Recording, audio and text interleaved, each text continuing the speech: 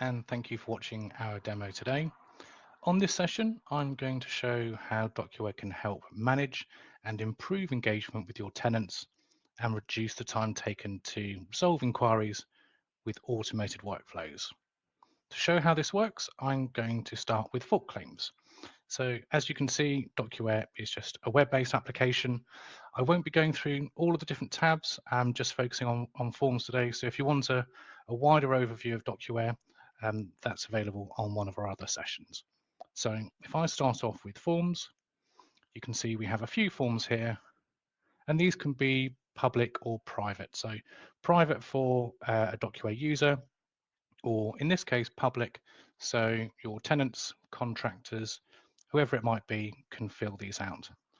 So let's say I am a tenant and I've got a broken plug socket in my flat and I want it fixed.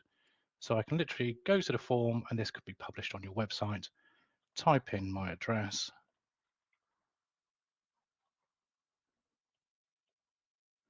Some of these fields can be mandatory, some can be optional, but you can build your own forms, decide what information you want to capture.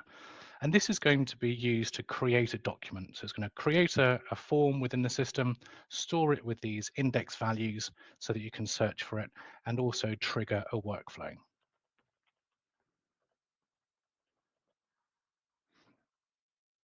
Now, with these choices, you can also make decisions. So I can mark it as an electrical fault, and then maybe this goes to the electrical team, or a gas fault, and it goes to the gas and central heating team. And also you can use this to maybe prioritize it if it's a particular type of claim. But I'm just going to say this is an electrical claim. You can also upload files, so you can click on that and browse to it, or just drag and drop a picture of the broken plug socket on there as well. So I'm just going to type a quick description, and I can sign.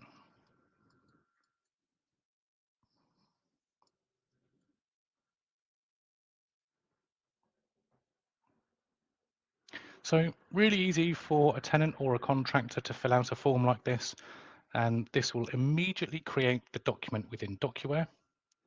We shall see, you can see the one pop up next to lists and tasks. So we can see in lists, we have a new fault claim, and lists are just saved searches. So you can also search for documents in here as well. And you can see the fault claim there. But tasks is where you actually have to do something. So it's triggered this action immediately so that I can have the opportunity to assign the contractor as quickly as possible. I can have a look at the fault claim itself. I can see the supporting documentation that Albert has uploaded. So I know exactly who to assign to this. I'm going to assign these people.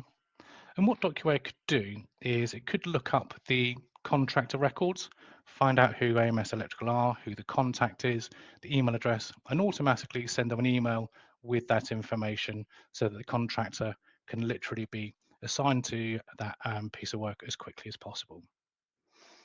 Now, one scenario might be that Albert now phones up and says, hey, I've raised a fault claim. My broken plug socket is in my kitchen. I really need to use it. What's going on? So in here, we could use some of the search tools. So let's say, here's the email from Albert.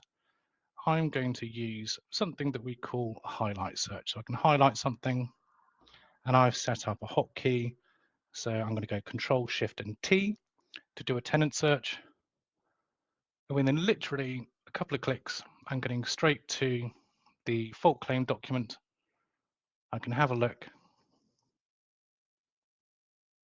I can see, oh yeah, I can see your fault claim. I've got a picture of the broken socket. We can see the workflow stamp to say that a contract has been assigned at this date and time. We can also see the status there. So I can confidently tell Albert, don't worry, a contract has been assigned. And I can even see the history of everything that's happened. So I can see that Damien assigned the contract to AMS Electrical at this date and time. So very quickly, I've answered Albert's question and reassured him that someone's on the way. So the next thing you may need to do is to confirm the work has been completed. So let's say the contractor AMS Electrical has been out, fixed the plug socket, and we want to put a works completed date. It's worth mentioning these are just things that I've put in here. You can configure this from the ground up exactly how you want it to be configured. I'm just capturing certain pieces of information because I thought they might be useful. So I'm capturing the works completed date, the date that's been submitted is automatically captured, the date the contractor is assigned, because you might also want to do some kind of KPI analysis. How quickly is your average turnaround time for gas fault claims, electrical fault claims, general fault claims, that kind of thing. So because of that, I'm actually going to choose a date in the future because I want a difference between the two dates. So I'll click and confirm, and the workflow is completed. So if I go back to the search option now, and we've got the fault claim here, and let's say we've done a search because we wanted all of the fault claims or maybe all of the certain fault claims, but I just wanted this particular one to show you the index values that I've captured. So I'm going to export it to a CSV file.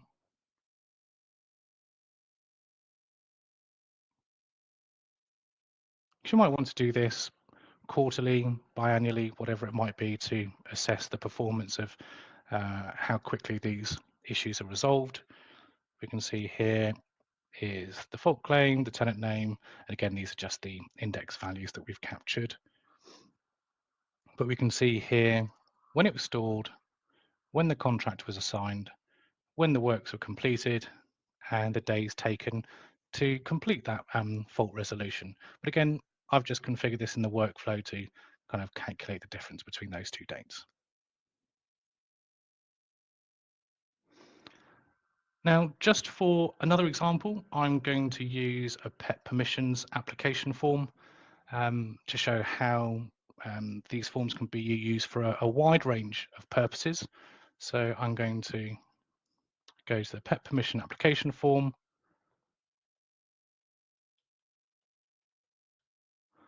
and fill out my address. And in this one, what I'm going to do is I'm going to put in my email address as well.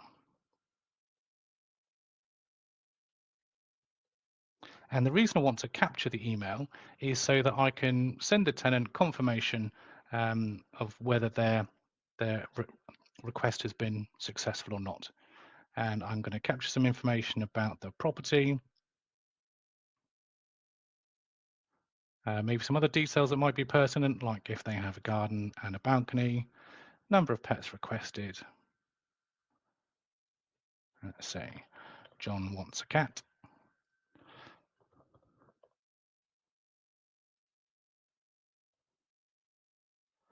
And then John can sign off to say, yeah, this information is correct.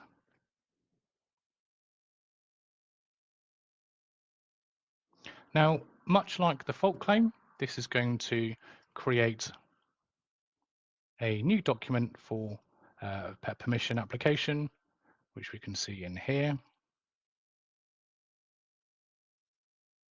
And you'll notice we now have a new task.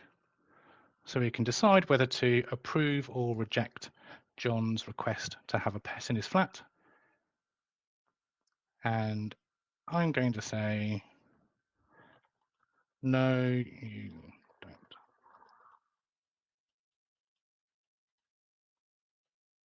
But this is just to give you some ideas, because I'm going to use the comments in the email confirmation to John. So if I go back to my email, we can see your pet request has been rejected, and we can dynamically fill out the email. So dear John, your pet request for Jude has been rejected, and the comments that we've included there. So today was just a short demo to show you how forms might be able to help with engagement with tenants, contractors, or whoever it might be. If you would like a bit more information, we have a dedicated blogs and videos page, and you can see the web address is ams-dms.com/news. We will be hosting a few more of these sessions, so hopefully we'll see you on the next one, and thanks for watching.